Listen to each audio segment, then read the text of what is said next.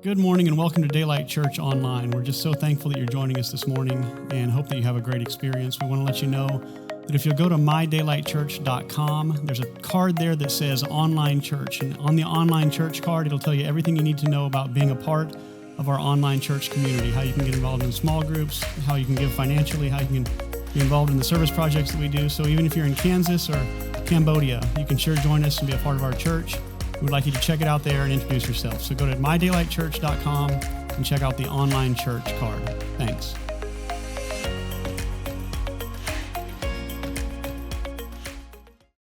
Good morning, Daylighters. So The Good Place has been out for 6 years now, and if you haven't seen it, I blame you for the spoiler. It's not my fault. But it sort of hits this question of what does a milkshake mean if you have this continuous supply of milkshakes? If the milkshakes never run dry, you get to the point where you're bored of milkshakes. And it ties into this lesson that what some people have called the wisest man that ever lived gave us. This is Solomon looking all austere and solemn and skinny-headed a little bit.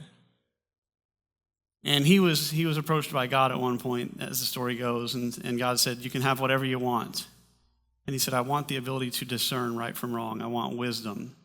And it said, and God responded to him and said, "Because you have asked for this instead of riches or glory or fame or honor, I'm going to give you the wisdom that you've asked for.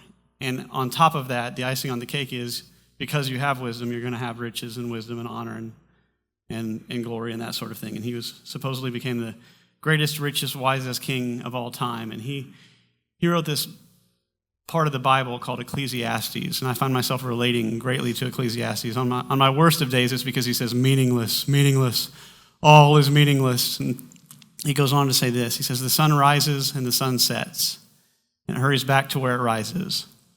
The wind blows to the south and turns to the north. Round and round it goes, ever returning on its course."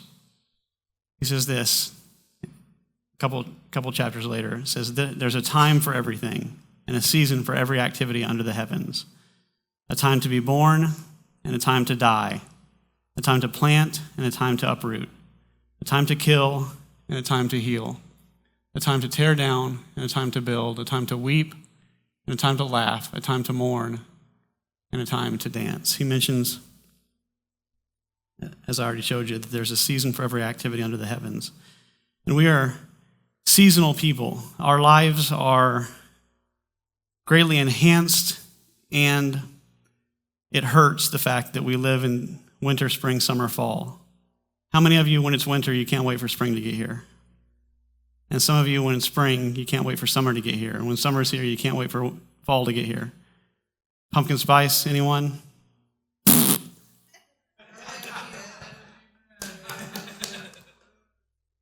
But we are creatures that live in kind of an epic sort of discontentment. We always want the next thing. We always want something new. And so even as the clip illustrates, even milkshakes, which most of us would enjoy greatly, milkshakes stretched out for all eternity would become meh, would become mush. And I think the scriptures talk about that. We're creatures of wanting. We dream of a white Christmas, but we don't want icy rose. We want to be with our friends, but we don't want to be with our friends too much. We're pleasure and pain creatures, and any conversation about the next fruit of the Spirit, which is patience, which is what we're getting into today, is also a conversation about desire and passion and hope and pleasure. I showed you this picture about our mission trip last week, and we all drooled a little. I'm going to keep showing this picture. I'm going to dream of days gone by. But this is one of the appetizers in Guatemala while we were there, and I want to ask you the question of what is eating? What is the pleasure of food without hunger? Like, don't we have to have? And I think it ties into some of the deepest questions of humankind on the concept of suffering. Why is there such suffering? And I think it ties in. And we're not going to get into that today. But would this be as enjoyable as it was? Like when you look at that and everybody goes, "Oh, stop putting that in front of us." Isn't it because you're hungry? If you were already satiated, if you were already satisfied, it wouldn't do for you what it does for you when you're hungry. The pleasure of food requires some kind of hunger, which translates, the pleasure of food requires some kind of suffering, some kind of pain. It's built into the system. It's circular. The wind blows to the north and it comes back to the south and it goes in a circle. A cool drink of sweet tea, because we're in Kentucky, on a hot summer day, doesn't it for that to be enjoyable, doesn't it require a type of discomfort? The hot summer day, the sweat. If you reverse it and you make it a hot beverage with friends on a cold winter day, isn't it the cold winter day and the aloneness contrasted to the friends that makes that special? It's this concept that Solomon was getting at, is that we want and we need and we find satisfaction, and then we lose satisfaction and we want and we need some more. In preparing this, I couldn't figure out what the opposite of romance was. If anybody has any suggestions, don't shout them out now, because that'll be chaos. But isn't romance or even sexuality, isn't pleasurable sex tied to anticipation and desire? Romance, what is romance if there weren't some kind of separation, like some kind of missing intimacy in our lives? These good things are always contrasted with something that we would describe as painful or suffering or maybe bad. But what I want to explore today is, are they actually bad, some of these things? What is a vacation, or laying in a hammock with a beautiful view? What is a vacation without work? What is a beautiful view without views that are meh or not so stellar? What is beauty without ugliness? And what is endurance without trial? Even in a picture like this, when we talk about climbing stairs, what is the penthouse suite without a first floor? And it ties into so much of our lives of why we do what we do and how we think about what we think about, how we live our lives, is this concept of contrast and living within the contrast. What is travel without home, or music without silence and discord? We live in a world, I want to say the Confucianists have it right, of yin and yang, there's dark and light, and I'm not espousing alternate religions or anything, except to say that there's some truth there, that we live in darkness and light. What is light without darkness? What is pleasure without pain? What is friendship without loneliness and aloneness? And what is having without not having? Some of us wait a long time for Super Bowl Sunday to arrive because we look forward to Super Bowl Sunday. And for me, it's about the chips and salsa. I once spent most of a year logging my calories, and there's this chart of 1,800 calories, 2,200 calories, 1,700, 1,583, 2,400. Super Bowl Sunday, 7,200. And I plan on doing that again today.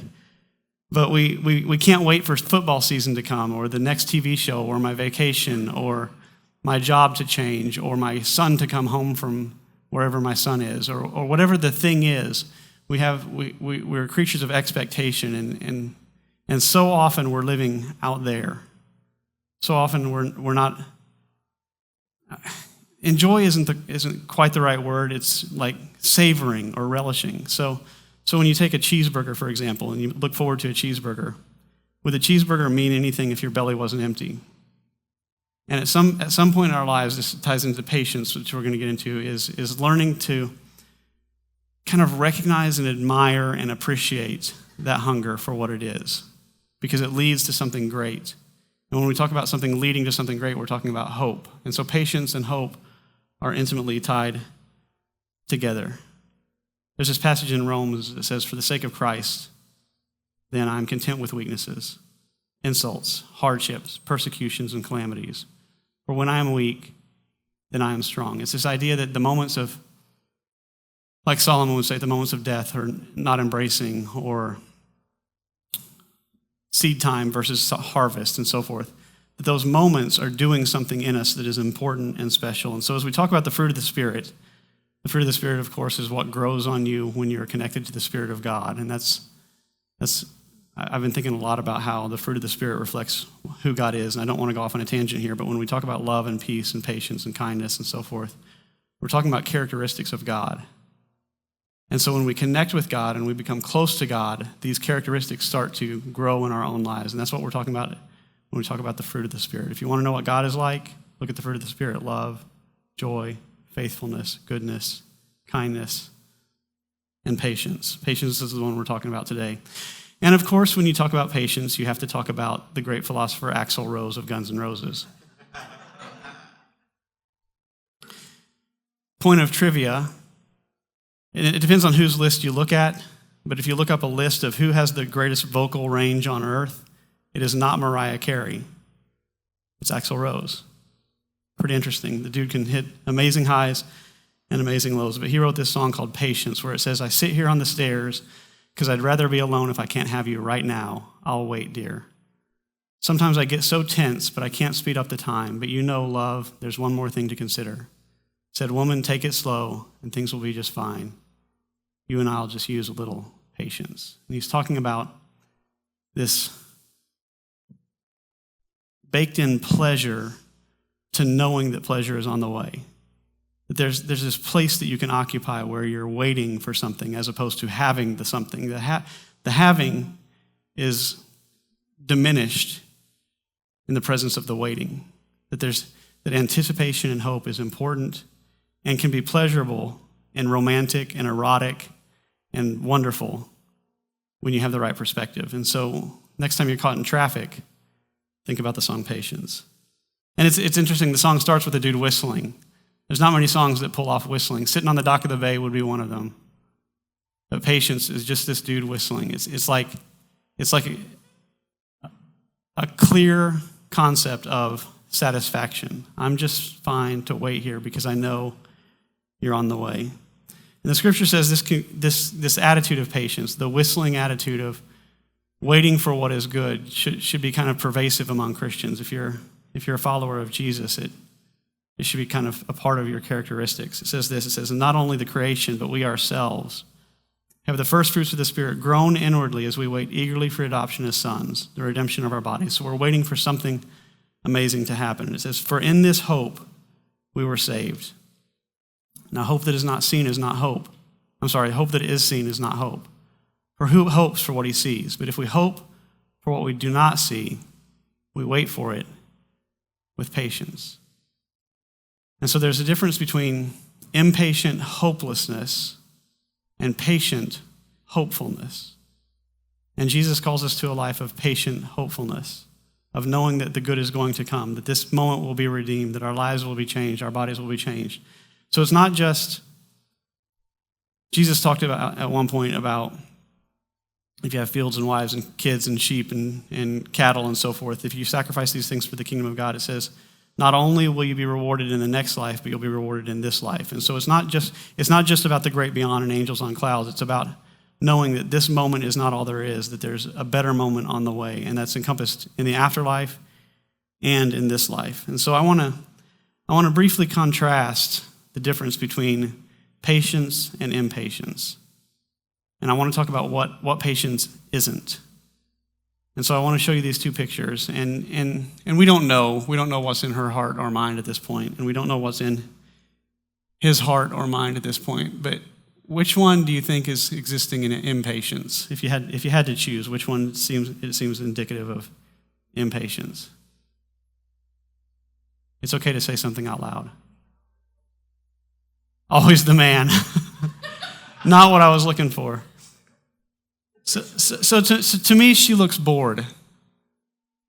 And I could be wrong, and this is just a stock image, so don't read too much into it. But she's waiting for something to happen, whereas to me, this person is in the moment.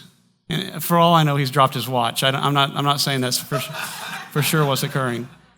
But he's admiring his surroundings, and there's a difference between always thinking about the next thing and being so dissatisfied with right now, and being in the moment and being satisfied right now, and it's closely linked to patience. And so impatience is always looking for the next thing. It's bored, it's elsewhere, it's not present, whereas patience is vibrant and alive and present. Impatience is directly related to control. This is where you start to rub people a little bit wrong. See, each of us has been handled a joystick in life, a game controller, so to speak, and the knobs on the game controller and the buttons, we we turn the knobs and we hit the buttons and we expect everything around us to do the changing, whereas the reality is the controller controls us, and that's all. You hit the knob and, I don't know, your leg moves or your arm moves or your voice speaks, and that's what you have control over. You don't have control over anything else that goes on in the entirety of the world. Now, you can exert influence with the control you've been given, but what impatience is oftentimes, not always, but oftentimes, is trying to control something that is not in your control. And as we'll see in a moment, it's not very intelligent, but impatience is tied to control, and patience brings freedom from that. One of the greatest lessons you can ever learn in life, and one of the greatest secrets to true contentment, is understanding that the world does not revolve around you. That the controller you've been given is not in order to manipulate and change all the circumstances out there. It doesn't mean you can't influence. It doesn't mean you're not controlling that. You're only controlling yourself. There's one of the most famous prayers on earth that's used in 12-step programs globally. Anybody know what it's called? The Serenity Prayer. God, grant me the serenity to accept the things I cannot change, the courage to change the things I can, and the wisdom to know the difference. And it's attributed to this German theologian, Reinhold Niebuhr. I don't know how to pronounce his name. He actually acquired it from a friend of his who wrote it in his journal much earlier, but he put it in his current form in a sermon, and he continued it by saying this. He said, living should have an extra I in it, but I can't control that at this point. It's out of my control, and so I'm just going to let it slide and try to remain serene. Living one day at a time, enjoying one moment at a time, taking this world as it is and not as I would have it, trusting that you will make all things right if I surrender to your will. Serenity is found not in fixing the circumstances around you and controlling everyone else, controlling the traffic and controlling when your food arrives at the table and how hot or cold it is and all the things that we want to control. Super Bowl Sunday arriving in just the time I want it to arrive. There's no speeding up time. There's no manipulating and controlling people. There's just this. There's just the serenity of accepting what you can control. And it doesn't mean you don't control things. It just means you accept and find serenity in what you can and cannot control. And so impatience is deeply tied to discontentment. If you're trying to hurry things up or trying to arrive at the next thing or looking forward to the thing and your current situation is suffering because of it, a lot of it is because of discontentment. Whereas patience is quite content. And as a pastor, as a preacher, you kind of need to paint a picture of what is ideal. And so what I'm about to say, I want to make sure it's very clear that I haven't attained what I'm about to describe. What the scriptures seem to indicate and what the life of Jesus seems to indicate is that as you press in with God, as you get closer to God and you start to understand God more, you start to absorb God, be closer to the Spirit of God, and the Spirit of God fills you and changes you, that the need for contentment starts to shrink. The things you have to have in order to be content, the Gospels would describe as becoming smaller and smaller. And I have a good friend who described it in one word recently, and it's presence. The presence of God. You start to crave and hunger for the presence of God. When you've touched the Almighty, that's what you want more of. That's what you desire. And there's nothing that will ever come close to satisfying like that will. The scriptures say this, in your presence there is fullness of joy. At your right hand are pleasures forevermore. There's a scene where Jesus was hanging out with his disciples and his friends, and if you're interested in how he related to women, I did a sermon series called Jesus, the Original Women's Rights Activist, and he's having this conversation with his friend Mary, and he's teaching a woman, which is in Jewish culture is forbidden, verboten, but he's doing it. And she's sitting at his feet, learning from him and being in his presence. And her sister, Martha, who is very impatient, is kind of tripped out because why isn't Mary helping me around the house? She's preparing this meal for all the disciples. All these people have come. She's trying to keep the house clean. She's trying to keep things in order. And Jesus says this. He says, Martha, Martha, which is just so kind of condescending, it feels like, or putting her in her place, doesn't it? It says, Martha, Martha, You are worried and upset about many things, but few things are needed, or indeed, only one. Mary has chosen what is better, and it will not be taken away from her. And so it shows this word presence. It's you have a chance to sit at the feet of Jesus. You have a chance to be with Jesus, to be close to Jesus, to connect with the Almighty through Jesus. That's the one thing. That's the important thing in life. And so, on a deeper level, if you're caught in traffic, has God's presence gone somewhere else? On a deeper level, your food's not being prepared as snappy as you'd like it. The server hasn't shown up with your drinks as quickly as you'd like. Has the presence of God fled? This is where serenity is found, is in the presence of God and our satisfaction with that. My buddy Chad mentioned this recently. He's the one that brought up the word present. He says, our reward is not what he will give us, but that he will dwell among us. The Alpha and Omega, as Andrew and Paul sang about just now, the Alpha and Omega will be with you. The most beautiful of beauties will be close to you. What else is there in life? And so, impatience is dissatisfied. Patience is rooted in satisfaction, and satisfaction is rooted in God's presence in our lives. Impatience is unintelligent. This was the best picture I could find of such a thing, but it says, danger, do not proceed beyond this point, and people are on the cliff sides. When we were in Yellowstone, they have these spots in the ground that will cave in, and there's literally boiling lava hot water underneath, and they have signs everywhere that say, do not cross this barrier. And forever, people in their Instagram accounts and their TikTok accounts are standing over these geysers, taking pictures, and it's just really dumb. And there's some really, really, really horrible stories of bad things happening to people that failed to see the signs. I was at Grand Canyon National Park one time, and there was this barrier that said, do not cross, and I stepped over the barrier, and I walked over to get a better view of the canyon below, and I heard a park ranger come behind me, and he cleared his throat and said, he said, son, several people die every year doing exactly what you're doing right now. And then he turned around, got in his car, and drove off. He didn't grab me and handcuff me or anything. He just said, you're a big dummy. But a lot of times our expectations are ridiculous. You drive to Shelbyville Road at rush hour and then get ticked off because you're delayed at arriving at your destination. You're not just grumpy, you're dumb. And here's the thing. The people around you will suffer for it because you're going to take it out on your kids or your partner or your companion or the waitress at some pizza joint that you're going to. You arrive at Cheesecake Factory at 6 o'clock on a Friday night and they tell you it's an hour wait and you're just dumb. It's just not grounded in reality. So often impatience is because you have this misconception that your video game controller controls everything else in life, and it doesn't. And so it's just kind of unintelligent, and I just kind of wanted to say that out loud.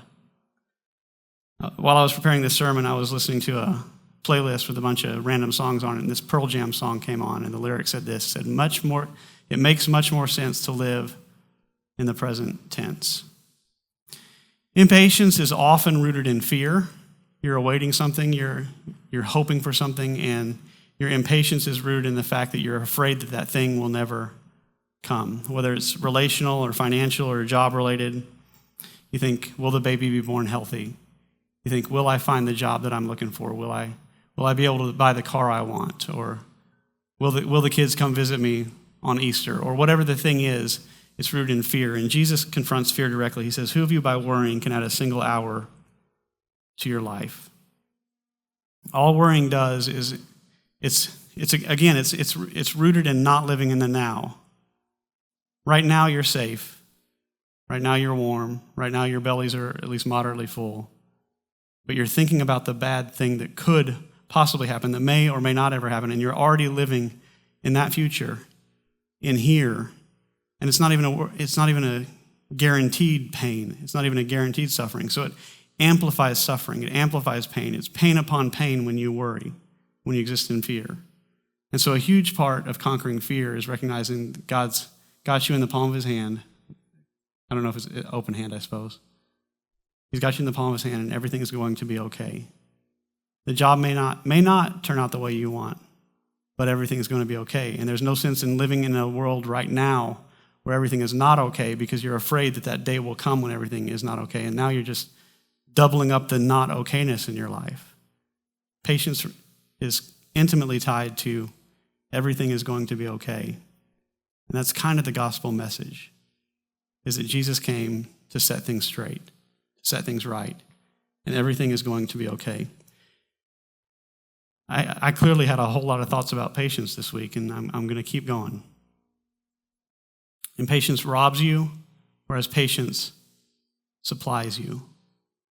So, climbing a mountain, or eating food, or experiencing sexual bliss, or whatever the thing is always contrasted with a time that is not that thing. So eating the cheeseburger is contrasted with the moments of not eating the cheeseburger. And we kind of have this built-in power to rejoice in those moments, not equally, but in a different sort of way than the blissful moments, the best moments. And so what impatience does is it says, everything is bad. I'm recognizing everything is bad. I'm going to live in the badness. Whereas patience says, everything is bad in contrast to great joy. And in some sense, supplies, it's like the ammunition or the foundation that joy is built upon. And I know we're getting kind of wackadoo here, but it robs you of all those moments that you don't have the thing you want. The circumstances aren't lining up the way you want them to be. There's a way to exist in those moments that is hopeful and tied to and connected to the good moments. So you can either root yourself in the bad moments as bad, or root yourself in the bad moments as leading to something good. And it's a different mentality. It's a different way of living. And it means joy unlimited. It means peace unlimited. It means satisfaction unlimited. If you're able to attain such a thing, which I believe happens through the fruit of the Spirit of God living in you and through you. So when we talk about food or sex or the seasons or family gatherings or flowers, books, walks. I don't know why that's going on right now. I need a testosterone replacement, it feels like. Gardens, churches. So this sermon is going to be the same length whether you're into it or not. There's a way to endure my sermons in such a way where there's great joy. Your kids, we as a culture, we put this pressure on people. When are you going to get married? When are you going to have kids? When are you going to have another kid? And there's this boundary line where 2.5 kids is the boundary, and once you cross that boundary, now you're a weirdo, just like the one who doesn't want to have kids. And we're not getting into that today. Except to say, thank you. Except to say that we have this idea that I can't wait to get married, or I can't wait for the romantic relationship, or I can't wait for this or that. And then when a person gets married, I can't wait to have my first child. And then I can't wait to have the second child. And then I can't wait for the kids to get out of diapers. Oh, Lord, help us. I can't wait for the kids. And this is a breakthrough moment. I'm not going to argue with that. But I can't wait until the kids can buckle themselves in their car seats. This is huge. I can't wait for the kids to start to drive so that they can transport themselves on their own. I can't wait for my kids to get married and to have kids. And we live in this perpetual, I can't wait until, instead of here, now, which is the rooting point and the grounding point of patience. And then what happens is, 50 years from now, we look back at whatever the thing is, the jobs or the food or the sex or whatever it is, and we think, oh, if I could only go back. The first part of life, we're impatiently waiting for the thing.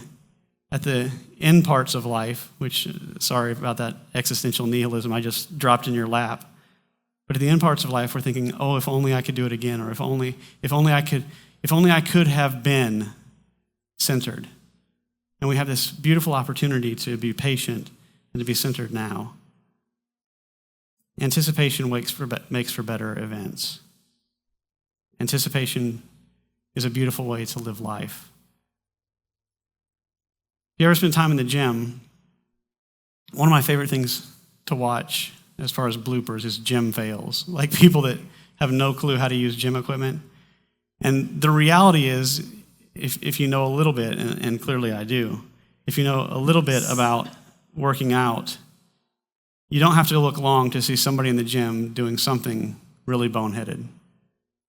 There's this concept in weightlifting called time under tension that fitness people ignore. So they get in there and they bench press and they sling the weights like this, and they're doing them as fast as they can. They're bouncing them off their chest and just doing it as much weight as they can, as many times as they can, and then they rack the weights and they're done. And what they don't realize is that they've not only probably damaged themselves more than they've helped themselves, they have wasted their time, wasted their energy, and not benefited themselves because it's time under tension. You're far, far better off doing lower weights, slowly lowering, concentrating on the muscle group that you're trying to work on, slowly pressing out. And if it means doing less reps, it means doing less reps, but it's called time under tension. You want the muscles to be tense as long as possible, and slinging the weights just doesn't do it. And it ties into our conversation today because time under tension is kind of how we live our lives. And we want to escape those moments. The reason people don't practice time under tension in the gym is because it is, guess, really, really hard. This is much easier than taking the time, focusing on the muscle group. It also requires quenching your ego. There's a whole lot of messages here. But the idea is this, that there is something that happens during those tense moments, those hard moments, during those death moments, during the seed time moments and not the harvest moments, during the waiting moments, the anticipation moments. There's something that happens in you that is really, really valuable. It changes your character. It changes your moral guts. There's something that happens inside of you that can happen no other way. Rusty mentioned before the service today as we were praying, he said, this is something we pray for, but we don't want to arrive. Patience is something that we know we want, but we do not want to experience the process that has to happen to arrive there. It's like humility. We want to be humble, but we don't want to be humbled. Well, we want to be patient, but we don't want to experience the life circumstances that require patience and allows it to dwell in us. But it's time under tension where the magic happens. And so part of what I want to say to you today is relish those moments. I don't want to say that you shouldn't buck against injustice or buck against suffering or buck against poverty or buck against pain. I'm saying you should do those things, but I'm saying you do them differently. I'm saying you exist in those moments. Like in Romans 5, it says this. It says, suffering produces endurance, and endurance produces character, and character produces hope. And hope does not put us to shame because God's love has been poured into our hearts. It's during that time under tension. It's during the waiting. It's when it's that tension between having and not having. We only want to exist in the having. But that's not where the magic happens when it comes to developing who we are and how we are. The not having is a beautiful place where beautiful things occur. And if you shift your mentality, sitting in traffic changes the way you feel about it. And it's going to change the way you treat your kids. And it's going to change the way you treat the hostess at Cheesecake Factory. And it'll change everything. I'm feeling that too. James says this, he says, be patient then, brothers and sisters, until the Lord's coming. See how the farmer waits for the land to yield its valuable crop, patiently waiting for the autumn and spring rains. You too be patient and stand firm because the Lord's coming is near. And we're getting into some very clear Christian teaching here. So if you're in here and you don't embrace the Jesus thing and maybe even the Bible is foreign to you, it's okay if this next part just rubs you wrong or you ain't feeling me. You ain't feeling my vibe. It's fine. But for those that are followers of Jesus, that believe the gospels of Jesus, that believe what is written about God and about Jesus and about how things will unfold, it describes this place where God is going to set everything right. And it's not here. It's invading here. It overlaps here. But it's not here. But that day will come. And so the Christian hope is that all things will be set right, which means no matter how deep the suffering, no matter how deep the poverty, no matter how far isolated you are from people you love, no matter how alone you feel, no matter how sexually frustrated you feel, no matter what the thing is, there is this great hope that all things will be made well. And so for the believer in Jesus, for the follower of Jesus, there is no reason ever to not have hope and thus not have patience. The gospel is a gospel of hope. I want to close with this idea. Solomon said this: there's a time to be born and a time to die, a time to plant and a time to uproot, a time to kill and a time to heal, a time to tear down and a time to build, a time to weep and a time to laugh, a time to mourn and a time to dance. Some of the people in the room, and most of us at some point in our lives, and all of us to some extent in our lives, exist in what we would call the down times. We're all rocketing towards death, even though we were born. We all have to make financial investments that hopefully grow. There's a time to plant and a time to harvest, or literally plant, or work on a relationship that has been really struggling, or whatever the thing is. We invest in it, and it doesn't happen like clockwork. It doesn't happen immediately, but it will happen. All of us need a time to heal. There's always tearing down times in our lives. There's always times when your car won't start, when the job hasn't worked out the way you thought it was or it would, when the divorce occurred despite what you hoped for initially. There's always going to be times where they're the struggling times, or the barren times, or the harsh times. And what Solomon, the guy who asked for wisdom from God, would say is, light will come into the darkness. It always will. It always, always will. There's no stopping it. There's no diminishing it. There's no changing it. It's going to happen. The good will come. And that's the grounding for our hope in those hard times. And so I want to say to you, don't give up. Don't stress, breathe, and recognize that God says it's going to be okay. And I would describe this as the way of the Spirit of God. Hope is always around the corner.